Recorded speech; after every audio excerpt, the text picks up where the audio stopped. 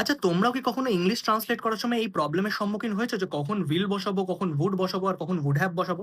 যদি এই প্রবলেমের সম্মুখীন হয়ে থাকো তাহলে তোমরা একদম সঠিক ভিডিওতে এসেছো। কারণ আজকের এই ভিডিওর মাধ্যমে, এই ছোট্ট ভিডিওর মাধ্যমে এই রিলেটেড যে ডাউটটা রয়েছে সেটা আমি সম্পূর্ণরূপে ক্লিয়ার করে দেবো। তো চলো দেখে নেওয়া যাক কোথায় উইল বসে, কোথায় উড বসে আর কোথায় উড হ্যাভ বসে। দেখো, ভবিষ্যতের কোনো সুনিশ্চিত কাজ বোঝানোর জন্য আমরা সবসময় উইল বসাই। ভবিষ্যতের কোনো নিশ্চিত কাজ মানে যেটা হবে এটা আমরা জানি, সেটার জন্য আমরা উইল বসাবো। যেমন আমি বলবো I will go to school tomorrow, আমি আগামীকাল স্কুল যাব। উড আমরা তিনটে জিনিসের ক্ষেত্রে ব্যবহার করতে পারি। কি কি? একটা হচ্ছে যে কোনো পোলাইট রিকোয়েস্ট করছো। পোলাইট রিকোয়েস্ট কিরকম? আমি বললাম would you please pass me the salt, তুমি একটু আমাকে নুনটা বাড়িয়ে দেবে। এটা একটা নম্রভাবে আমি কাউকে রিকোয়েস্ট করলাম, তাহলে আমি উড ব্যবহার করতে পারি।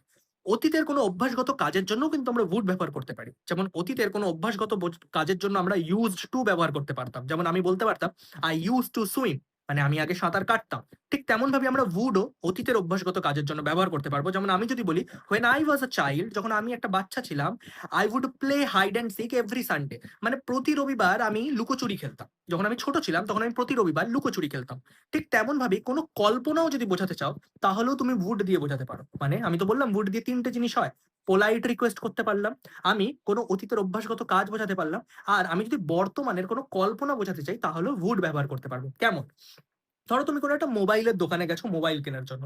এবার চোখের সামনে অনেক মোবাইল দেখছো, হঠাৎ করে দেখছো একটা নতুন কোনো মডেল এসছে। হয়তো এই মডেলটা তোমার দেখে এতটাই ভালো লেগেছে যে তোমার মনে হচ্ছে, এক্ষুনি যদি টাকা থাকতো আমি কিনে ফেলতাম। এই যে তুমি কথাটা বললে, এক্ষুনি যদি টাকাটা থাকতো তাহলেই আমি কিনে ফেলতাম, তার জন্য ইংলিশ হবে if I had the money now, যদি আমার এখন টাকা থাকতো, I would buy this phone, আমি এই ফোনটা কিনে ফেলতাম।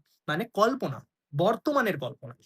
এইটা কি? এবার অতীতে নিয়ে চলে যাও। ধরো তো একদিন পার হয়ে গেছে, আর একদিন পার হয়ে যাবার পর তুমি কাউকে বলছো যে গতকালকে যদি আমার কাছে টাকাটা থাকতো না তাহলে আমি ফোনটা কিনে ফেলতাম। এখানে হয়ে যাবে উড হ্যাভ। তুমি কি বলবে তখন? If I had the money then, if I had the money then, তখন কি বলছিলে? If I had the money now. এখন বলবে if I had the money then I would have bought that phone, I would have bought that phone. ইংলিশে কথা বলার সময় এই নাও আর দেনের যে ব্যবহারটা, এটা আমাদের করতে হয় না। কারণ আমরা যখন কারোর সাথে কথা বলি, যে সিচুয়েশন অনুযায়ী বুঝেই নেয় যে আমি বর্তমানে বলছি না অতীতে বলছি।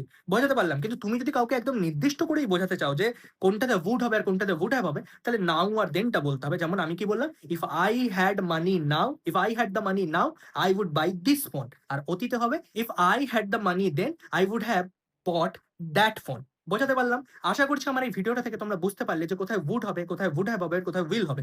আমার এই ভিডিওটা যদি ভালো লাগে তাহলে আমার অবশ্যই চ্যানেলটাকে সাবস্ক্রাইব করো। তোমরা কমেন্টে জানিও যে তোমাদের আর কি কি টপিকের উপর ভিডিও চাই। আমার আইডি গুলোকে ফলো করো, ভিডিওটাকে লাইক করো, বন্ধুদের সাথে শেয়ার করো। দেখা হবে পরের একটি ভিডিওতে।